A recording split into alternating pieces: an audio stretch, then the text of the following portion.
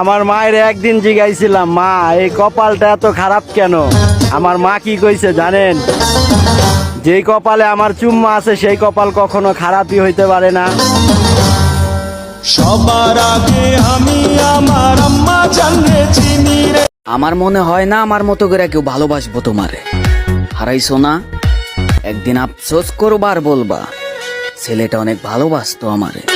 তুলসী পাতা ভাই বাজারে দিয়াছিলাম মোর, দুটা পাতা বানাই দিল আমারে জীবন। কখনো ফিরে কি পাবো না, হারানো তোমার ঠিক